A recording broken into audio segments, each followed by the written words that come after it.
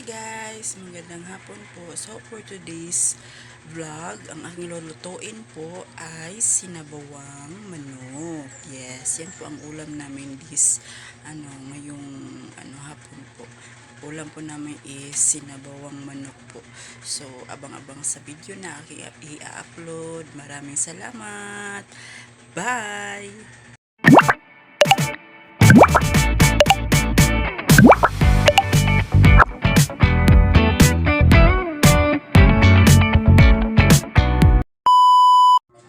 Hello po sa inyong lahat. So, magandang hapon po. So, ang lulutuin ko po ngayon ay simpleng sinabawang manok. So, ayan na guys ang aking mga ingredients. May malunggay, alugbati, kunting manok at mga sibuyas, ahos, kamatis at tanglad.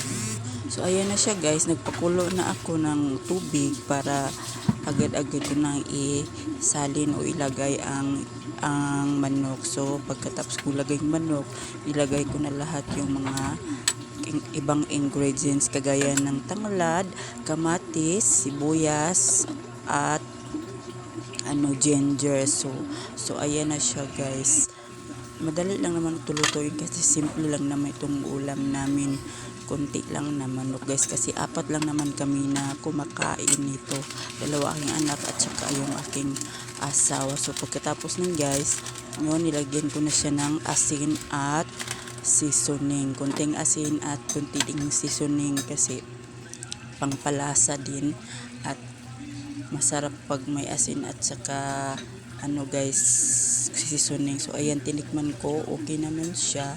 So pagkatapos na, so ang isinunod ko naman dyan guys ay ang alugbati at ang malunggay. Yes, nasanay na kasi kami guys, ako ang aking pamilya, na may tuwing nagsasabo ako ng manok, nilalagyan ko siya ng alugbati kasi mas masarap kasi siya, lalo na pag fresh ang alugbati kasi ang alugbati kasi matamis-tamis siya, kaya lalo siyang sumasarap pag may alugbati ang sinabawang manok. So ayan, more sustansya siya guys pag nilagyan pa natin ng ibang gulay ang ating sinabawang manok. Kaya ganyan ako nagluluto ng sinabawang manok at nasasanay na din kami at ang aking pamilya na ganyan ang style ng pagkaluto. So ayan na siya guys, malapit na yan sa maluto, mga after 3 minutes or 2 minutes tapos na yan. So ayan na siya guys, malapit na talaga siyang maluto at ready to serve na yan siya. Masarap kumain guys pag mainit-init pa ang ulam mo. Masarap talaga kumain pag mainit-init pa ang ulam kasi nalalasap mo talaga ang sarap ng gulay. Kaya ako guys, kaming pamilya, hilig talaga namin kumain ng gulay at sinasanay ko talaga itong dalawa kong anak na kumain ng gulay. Kaya ayan, nagsinabawang manok ako na with malunggay at alugbati. So yan guys, tapos na siya, ready to serve na. So, maraming salamat sa pagpanonood guys. Sa mga hindi pa po nag-subscribe sa aking YouTube channel, sana po ay mag-subscribe kayo.